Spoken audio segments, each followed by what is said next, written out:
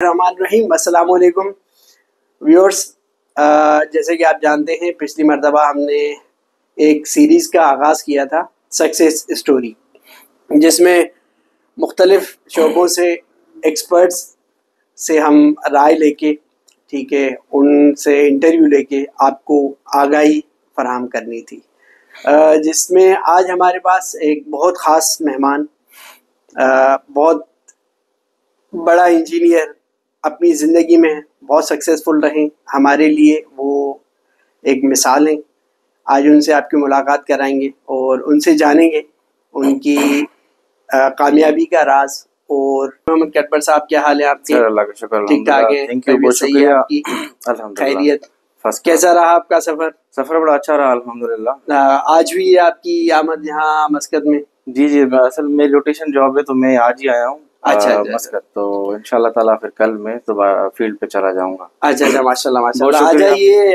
हमने एक आगाज़ किया था अपनी सीरीज़ का, जिसमें हम मुख्तलिफ लोगों से उनके बारे में सक्सेस एक स्टोरी जान के अपने नाजरीन को इनकरेज करने के लिए ये मैंने ख़ास प्लेटफॉर्म ये इस्तेमाल कर रहे हैं हम लोग इंजीनियर्स का, सही। क्योंकि वो अनसंग हीरोज़ के तौर पे माने जाते हैं, ठीक है, क्योंकि हम लोग मुख्तलिफ एरियाज़ में काम करते हैं मगर कोई अप्रिसिएशन नहीं होता। तो ये एक मैंने इनिशिएटिव लिया था कि दुनिया को बताएं कि हम लोग क्या काम कर रहे हैं, ठीक है। तो आप अपना तारुफ करवाइएगा, मुख्तसरन अपनी तालीम के हवाले से बताइएगा व्यूअर्स को। सर, सबसे पहले बहुत शुक्रिया, मुझे इस काबिल समझा आपने बुलाया।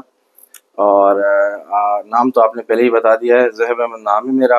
और बेसिकली मैं लाड़काना से ताल्लुक़ रखता हूँ और मैंने शुरुआती तालीम वहीं से ली है। उसके बाद मैंने इंजीनियरिंग की महराज यूनिवर्सिटी जामशोरो से, एंड 2010 में मैंने पास आउट किया केमिकल इंजीनियरिंग में। बेहतरीन। और उसके बाद मैंने पाकिस्तान में मुख्तलिफ कंपनीज़ में काम किया, जिसमें PPL भी है, पेल भी है। और 2022 में मुझे अल्हम्दुलिल्लाह चांस मिला ओमान आने का। उससे पहले मैं एक अमेरिकन कंपनी में काम करता था, JJVL माशाल्लाह, एक्सट्रॉन के साथ, वहाँ पे ऑपरेटर थी। तो जामशोरो में इनका प्लांट है, पाकिस्तान का सबसे बड़ा LPG का प्लांट है। बेहतरीन। अभी तो ऑपरेशन नहीं है, उस वक्त चल रहा था। सही। तो उसके बाद उसी हिसाब से मैं फिर यहाँ गया 2022 में। 22 में यहाँ मैं यहाँ आया अल्हम्दुलिल्लाह जुलाई में। और अभी भी मैं जो है उन्हीं के साथ काम कर रहा हूँ। अभी जो है कंपनी का नाम चेंज हो गया, अभी इनरफ्लेक्स है, कैनेडियन कंपनी। अच्छा, उसी के साथ मर्जर हो गया है हमारा। सही है, बेहतरीन। तो आपका किस तरह यहाँ होता है रोटेशन सिस्टम? पाकिस्तान कितने दिन बाद जाते हैं? रोटेशन पहले तो ऐसा था कि 28 इक्वल डेज थे, और पर अभी ये है कि 42 और 28 रोटेशन हमारा हो गया है। तो 42 डेज ड्यूटी होती है और 28 डेज जो है हम हमारी छुट्टी में काउंट होते हैं। अच्छा। तो किस तरह आप इसको समझते हैं, ये रोटेशन वाली जॉब बनिस्बतन ऑफिस जॉब के बेहतर है, या क्या फवायद है इसके? सर, एक्चुअली डिपेंड करता है पर्सन टू पर्सन।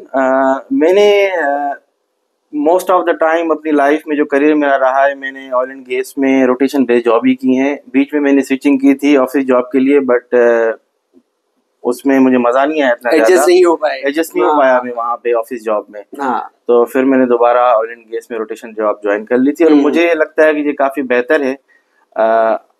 मेरे हिसाब से सोचना ये है कि यार आप जॉब पे होते हैं तो 100% आपका जो कंसंट्रेशन है जॉब पे होता है।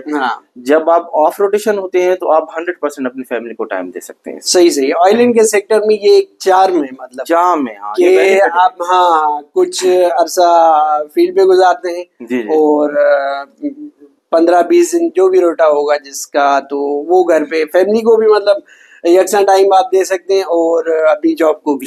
मगर ऑफिस जॉब में 9 to 5 आपको हर रोज आने, उसके अपने फवाइद हैं। चलें, आप सेटिस्फाई हैं इसके ऑपरेशन में और रोटा सिस्टम में, ये बहुत अच्छी बात है। वरना अक्सर लोग जो ऑफिस में काम कर रहे होते हैं वो चाह रहे होते हैं हम ऑपरेशन में शिफ्ट हो, जो ऑपरेशन में काम कर रहे थे वो चाह रहे होते हैं हम ऑफिस जॉब में। आप सही कह रहे हैं। मेरा एक दोस्त है, वो अभी दुबई चला गया है। वो उसकी कोशिश थी कि यार मैं अपनी फैमिली अपने साथ रखूं, फिर उसने वो जो है अपनी ट्रांसफर करवा लिया, फैमिली उसके अपने साथ है। वो उसका माइंड ऐसा है कि वो चाहता है कि यार रोज मैं शाम में जाऊं अपने बच्चों को देखूं। सही सही। तो मैंने बताया कि पर्सन टू पर्सन वेरी करता है ये। अच्छा, एक और बहुत अहम सवाल आपसे जानना चाहूँगा कि हम लोग समझते हैं कि ऑपरेशन में आके बंदे की ग्रोथ रुक जाती है, ठीक है, एक पॉइंट पे, एक पीक पे आके आपकी ग्रोथ नहीं होती, आपको जो चीज़ें लर्न करनी हो चाहिए इंजीनियरिंग में, मतलब आगे बढ़ने के लिए, वो चीज़ ख़त्म हो जाती है। क्या इसमें कोई हकीकत है या आपको भी मुख्तलिफ चैलेंजेस का सामना करना पड़ता है साइड पे? देखिए सर, देखिए तालीम, देखिए एजुकेशन तो एक ऐसी चीज़ है ना कि आप रोज़ कोई नई चीज़ सीख रहे होते हैं। इंजीनियरिंग बहुत ब्रॉड फील्ड है, बिल्कुल फील्ड है, तो उसमें आप रोज़ नई चीज़ें सीख रहे होते हैं। और अक्सर ऐसा समटाइम्स फील होता है, ये कंपनी टू कंपनी वेरी करता है। बेसिकली कंपनीज कुछ ऐसी होती हैं जो आपको एंगेज रखती हैं। बाहर वाली जो कंपनीज हैं ये आपको बहुत इंगेज रखती हैं। आप डिफरेंट असाइनमेंट्स पे काम करते हैं तो आपको रोज नई चीज सीखने का मौका मिलता है। सही सही। तो इस वजह से यहाँ पे बंदा बोर नहीं होता, रोज नई चीजें सीखने को मिलती हैं। रोज जो है वो जो है आपको असाइनमेंट्स मिलती हैं, आप उसमें काम कर रहे होते हो, प्रोग्रेस दे रहे होते हो, ट्रेनिंग्स होती हैं आपकी, तो रोज नई चीज सीखने का मौका मिलता है। दूसरा आपके खुद पे भी डिपेंड करता है कि आपको लर्न करने का कितना शौक है। हाँ। और दूसरी चीज ये है कि एक सर्टेन टाइम आ जाता है, मैंने देखा है बहुत सारे लोग 20-20 साल लगा लेते हैं एक ही जगह पे। कुछ लोग जो हैं वो 3-4 साल में बोर हो जाते हैं, फिर वो जॉब स्विच कर लेते हैं, फील्ड स्विच अच्छा, कर इसके लेते हैं। हवाले से मुझे पूछना है आपसे सवाल कि स्विचिंग जो एक कंसिस्टेंटली स्विचिंग इंजीनियर्स तकरीबन कर रहे होते हैं हर फील्ड में, इससे फायदा होता है या कोई आपके प्रोफेशनल उस पे इफेक्ट आता है, प्रोफेशनल लाइफ पे, या यार स्विचिंग कंसिस्टेंसी एक रहनी चाहिए प्रोफेशन में, वो नहीं होती तकरीबन इंजीनियर्स की, बटो तो साहब, इससे फायदा होता है? बेसिकली ये है कि फायदा तो है स्विचिंग से। देखें, एक हमारे यहाँ मुहावरा कहा जाता है कि हरकत में बरकत है। आप सही सही स्विच सही। करते हैं तो फिर आप नई चीजें सीखते भी हाँ, हैं, और उसके बाद ऑब्वियसली लोग जब स्विच करते हैं तो बेनिफिट्स पे करते हैं। बिल्कुल ठीक है, ऐसा ही है। तो स्विचिंग अच्छी बात है, पर कुछ लोगों में ऐसी आदत होती है कि जैसे 8 महीने काम कर लिया, यार बोर हो रहा हूँ, मुझे स्विच करना चाहिए, ये इस तरह नहीं होना चाहिए।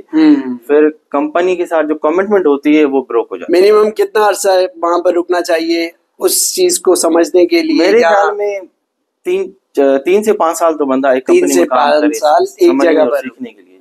सही सही है।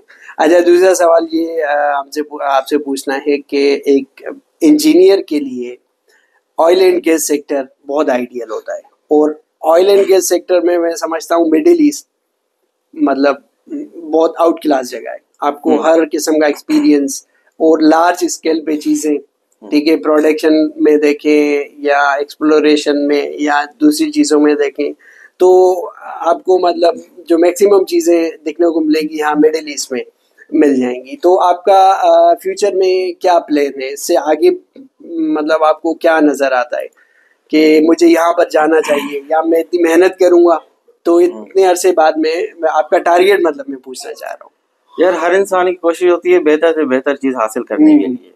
नो डाउट, बेसिकली क्या है कि यहाँ पे ऑयल एंड गैस का चार्म इसलिए है कि यहाँ पे ऑयल एंड गैस रिजर्व ज्यादा है as compare to our country या दूसरी कंट्रीज जो है।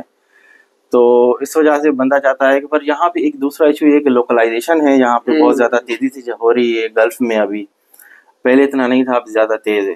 तो अभी मैं अपने लिए बताऊंगा, पर्सनल ओपिनियन है कि मैं चाहता हूँ कि मैं कतर की तरफ मूव कर जाऊं। अच्छा, वहाँ पे फैमिली स्टेटस है तो वो ज्यादा बेहतर है।